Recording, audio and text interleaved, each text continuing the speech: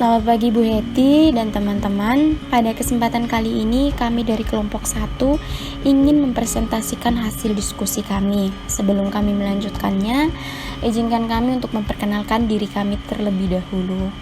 Saya sendiri Clarissa Iga Putri Madu, NIM 182214138. Cendana Wangi 2022140001, Evander 2022140002, Devania 2022140003, Maria Sekar 2022140004, Grace 2022140005, Lucia Yoga 2022140006.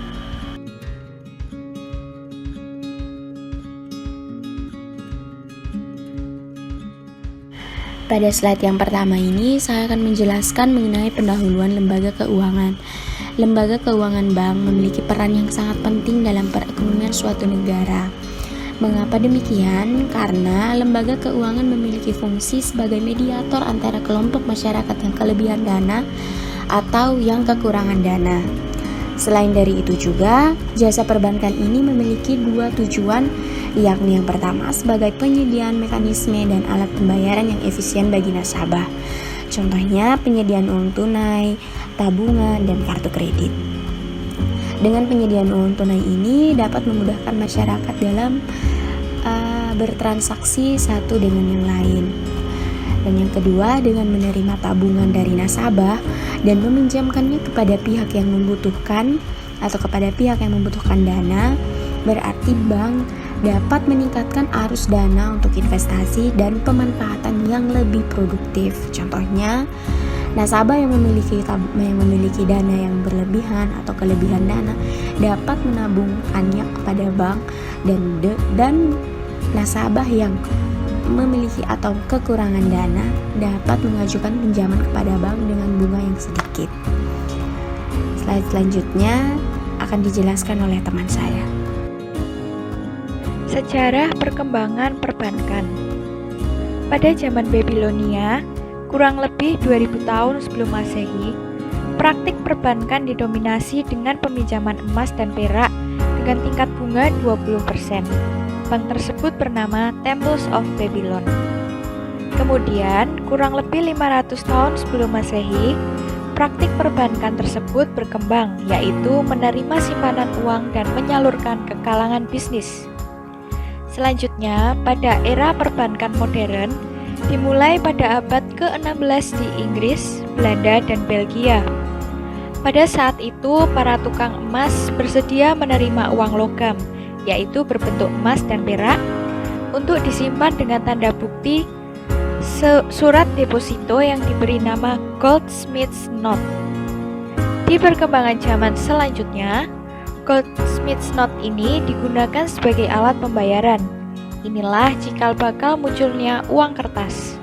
Selanjutnya, pada awal era modern, pengaturan kredit dibagi menjadi 3, yaitu ada pinjaman penjualan, wesel, dan pinjaman laut. Kemudian, perkembangan perbankan terus berkembang dan menunjukkan dinamika dalam kehidupan perekonomian hingga bisa sampai pada zaman sekarang ini. Bentuk lembaga keuangan. Jadi, bentuk lembaga keuangan ini dibagi menjadi 2, yaitu yang pertama ada lembaga keuangan berbentuk bank dan yang kedua ada lembaga keuangan berbentuk non-bank. Nah, untuk lembaga keuangan berbentuk bank, yang pertama ada bank sentral, yaitu lembaga keuangan yang memiliki tanggung jawab untuk menjaga stabilitas kurs mata uang. Contohnya, yang ada di Indonesia adalah Bank Indonesia. Kemudian yang kedua, bank umum, yaitu bank yang melaksanakan kegiatan usaha secara konvensional dan atau berdasarkan prinsip syariah yang dalam kegiatannya memberikan jasa dalam lalu lintas pembayaran. Bank umum ini dibagi menjadi 2 jenis, yaitu ada bank umum devisa dan bank umum non-devisa. Contoh bank umum devisa yaitu ada Bank Bukopin, Bank BCA, Bank CIMB Niaga, Bank BRI Agro Niaga. Kemudian contoh bank umum non-devisa yaitu ada Bank BCA Syariah, Bank Mayora, Bank Panin Syariah. Kemudian yang ketiga adalah Bank Perkreditan Rakyat atau biasa kita sebut BPR. Dalam pelaksanaannya, kegiatan BPR tidak jauh berbeda dengan bank umum. Namun, ada sedikit perbedaannya, yaitu BPR tidak diperkenankan untuk memberikan jasa keuangan seperti menerima simpanan giro, valuta asing, dan asuransi. Contoh dari BPR ini sendiri adalah PT BPR Pesona Letris Pratama, PT BPR Nusantara, dan PT BPR Dana Usaha. Selanjutnya adalah bentuk lembaga keuangan non-bank. Yang pertama adalah Pegadaian, merupakan perusahaan umum milik pemerintah atau BUMN yang memberikan pinjaman dengan jaminan dan tanpa jaminan non-bank yang diakui oleh negara melalui Otoritas Jasa Keuangan atau OJK. Yang kedua adalah Koperasi Simpan Pinjam, merupakan lembaga keuangan bukan bank berbentuk koperasi yang menghimpun dana dari para anggotanya, kemudian menyalurkannya kembali kepada anggota maupun non-anggota. Yang ketiga adalah perusahaan modal ventura, merupakan perusahaan yang berperan untuk memberikan modal kepada perusahaan lain yang memiliki kegiatan berisiko tinggi tapi membutuhkan modal besar. Yang keempat adalah perusahaan sewa guna atau leasing atau multi-finance, merupakan lembaga keuangan bukan bank yang memiliki sistem kontrak sewa yang digabungkan dengan pembelian secara angsuran. Meskipun semua fasilitas dan kegunaan barang bisa digunakan, namun barang masih menjadi pihak leasing jika pembayaran belum lunas. Lembaga ini sering juga disebut dengan multi-finance atau pembiayaan. Yang kelima adalah dana pensiun, merupakan jenis badan usaha yang memiliki kegiatan menyediakan dana pensiun atau jaminan masa tua dengan cara mengumpulkan dana melalui pemotongan gaji setiap bulannya ketika yang bersangkutan masih aktif bekerja.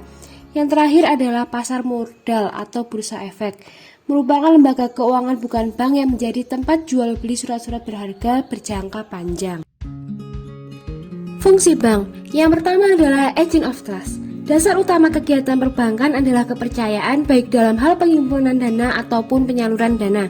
Masyarakat akan menitipkan uangnya di bank apabila mereka percaya terhadap bank tersebut. Yang kedua adalah agent of development. Kegiatan perekonomian masyarakat di sektor moneter dan tidak dapat dipisahkan. Kedua sektor tersebut selalu berinteraksi dan saling mempengaruhi. Maka dari itu, kegiatan bank yang berupa penghimpun dan penyaluran dana sangat diperlukan bagi lancarnya perekonomian di sektor real. Yang terakhir adalah agent of service. Bank juga memberikan penawaran jasa perbankan lain yang berupa pengiriman titipan barang berharga, pemberian jaminan bank, dan juga penyelesaian tagihan.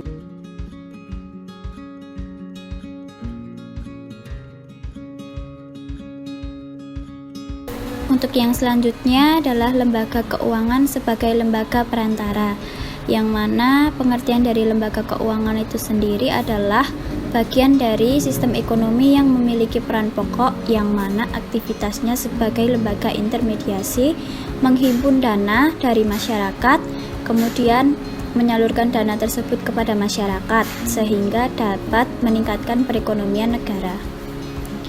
Selanjutnya, lembaga keuangan juga memiliki beberapa fungsi, diantaranya adalah yang pertama, lembaga keuangan sebagai lembaga perantara, yaitu lembaga menghimpun dana dari masyarakat dalam bentuk produk simpanan dengan suku bunga deposito kepada masyarakat.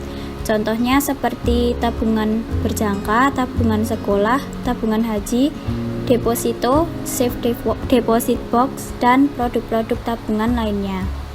Yang kedua, lembaga keuangan menyalurkan dana kepada masyarakat dengan bentuk produk pinjaman dengan menetapkan suku bunga kredit kepada kreditor guna untuk meningkatkan perekonomian negara. Yang ketiga, membantu perekonomian kerakyatan agar bisa mengatasi masalah ekonomi modern yang sering dihadapi oleh pebisnis. Yang keempat, sebagai penyedia jasa-jasa sistem pembayaran seperti biliet giro, cek, transfer uang, kartu kredit, clearing antar bank sehingga membantu mekanisme pembayaran pebisnis. Selain itu, lembaga keuangan juga memiliki keunggulan dan kekurangan. Keunggulan dari menggunakan perantara adalah yang pertama, bunga yang diberikan biasanya lebih rendah dari bunga rentenir. Yang kedua, sistem keamanan dari segi kerahasiaan data pribadi maupun perusahaan dan transaksi itu lebih aman dan terpercaya. Kemudian yang ketiga, banyak fitur-fitur yang membantu para pebisnis. Contohnya, dibutuhkan rekonsiliasi bank yang sangat membantu pebisnis mencatat transaksi secara berkala. Yang keempat, dapat meningkatkan kredibilitas usaha. Hal ini dapat diartikan sebagai tingkat kepercayaan perbankan memberikan kredit kepada pebisnis. Yang kelima, dapat membantu dan mengurangi resiko bisnis. Yang keenam, dapat membantu para pebisnis untuk mampu meningkatkan produk dan kualitasnya. Kemudian yang terakhir adalah kekurangan dari menggunakan perantara keuangan. Yang pertama, selalu berorientasi kepada profit sehingga kurang perhatian terhadap masalah sosial dan lingkungan. Yang kedua, tidak berlaku sistem pembekuan keuntungan, akan tetapi diganti dengan istilah restrukturisasi atau perpanjangan kredit. Sehingga melalui restrukturisasi ini tidak ada transparansi, kejelasan, sebenarnya selalu berorientasi pada profit. Yang ketiga, kegagalan untuk menghubungkan langsung dengan dampak pembangunan yang terbukti. Selanjutnya merupakan keunggulan lembaga keuangan sebagai lembaga perantara. Yang pertama, bunga yang diberikan biasanya lebih rendah dari bunga rentenir. Yang kedua, sistem keamanan dari segi kerahasiaan data pribadi maupun perusahaan dan transaksi lebih aman dan terpercaya. Yang ketiga, banyak fitur-fitur yang membantu para pebisnis. Sebagai contohnya, dibutuhkan rekonsiliasi bank yang membantu pebisnis mencatat transaksi secara berkala. Yang keempat, dapat meningkatkan kredibilitas usaha. Yang kelima, membantu mengurangi resiko bisnis yang dimiliki.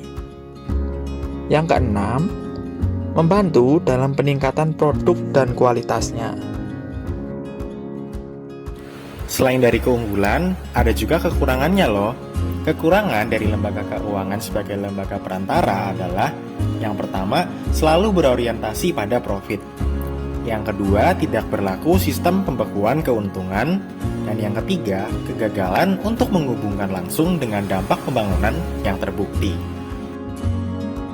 Selanjutnya adalah peran bank dan lembaga keuangan.